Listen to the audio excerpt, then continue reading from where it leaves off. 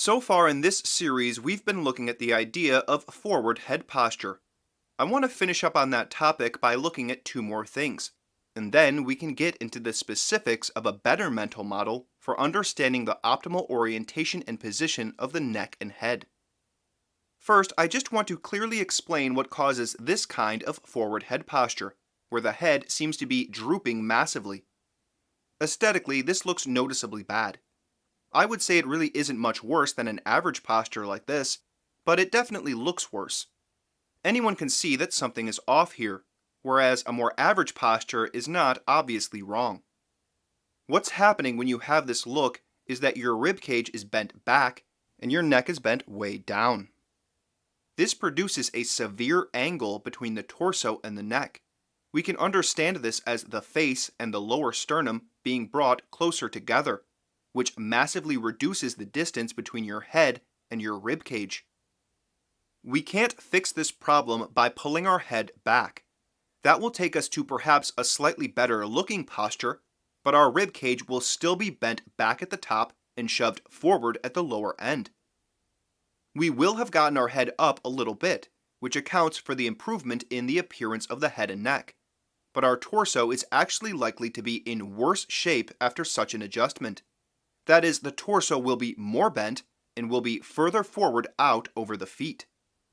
So again, we can look at F.M. Alexander and see that though his head is forward, because his rib cage is not bent back at the top, but is instead upright, he does not have this drooping head look. There is no severe angle between his torso and his neck. Hopefully by now it's clear that the back is key here. If you want to correct your drooping head, you need to address your back.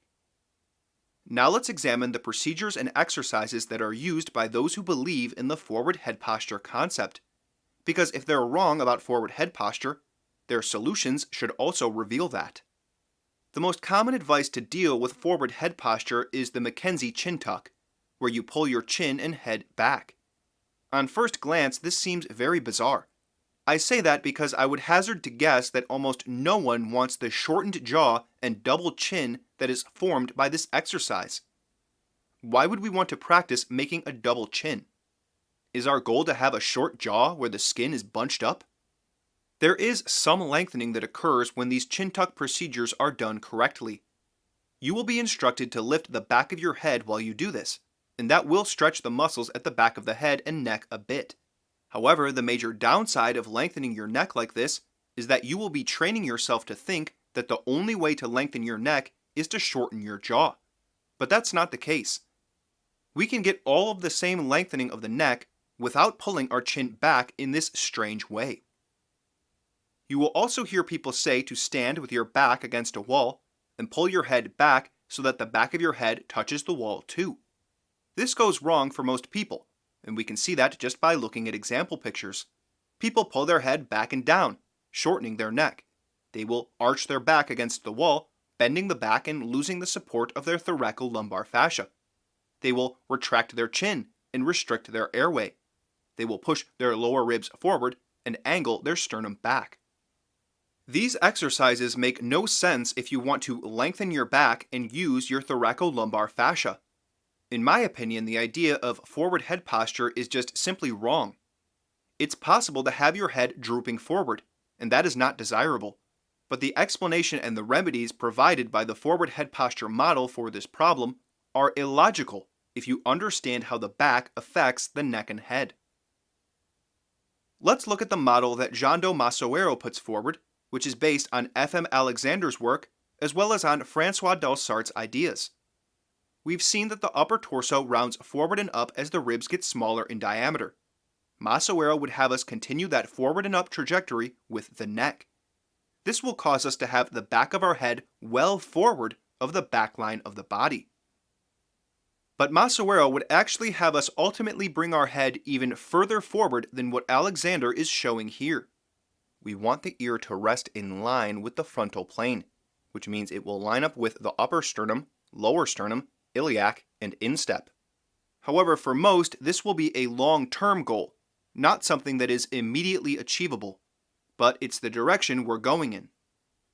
An interesting piece of supporting evidence is that when your head is this far forward, your sternocleidomastoid muscles, which are these muscles at the side of the neck, will be vertically straight instead of being angled back.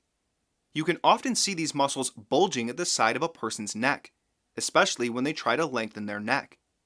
What does it mean when a muscle bulges like that? Massaro explains that this bulging is the result of a lack of lengthening.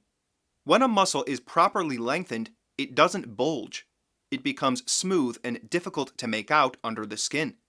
If you want to lengthen your neck without shortening your sternocleidomastoid muscles and making them bulge out, you have to lengthen these muscles. And to lengthen them, you need to make them vertical.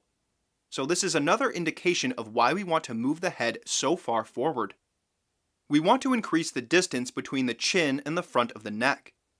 People often have this idea of a strong jaw versus a weak jaw, but the shape of our jaw is the result of the movements we make.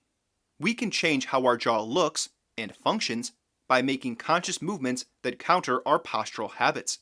Our goal will be to keep the jaw lengthened. However, we do not want to tip our head back to do that. It's in fact very common for people to already have their head tipped too far back, especially if they're trying to balance their head on top of their body. We want the entire head and entire face to move forward. It's extremely common for people to have habits of either wanting to pull their chin down or up when manipulating their head, or even just manipulating their torso or arms. So that's something we must be aware of and counteract. The other major pitfall is that it's much easier for people to go forward and down with their head than it is for them to go forward and up. While we do want the head to go forward, we do not want to move it forward at any cost. Forward and down is worthless to us. We'll get into the nitty-gritty of all this as the series continues, but I wanted to lay out the basic conception of the optimal orientation and position of the neck and head.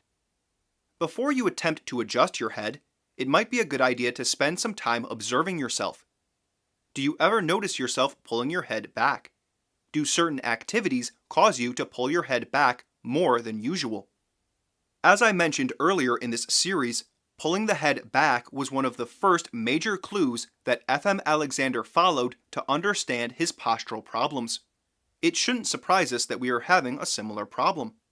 So try to really observe yourself. Use a mirror or video recording.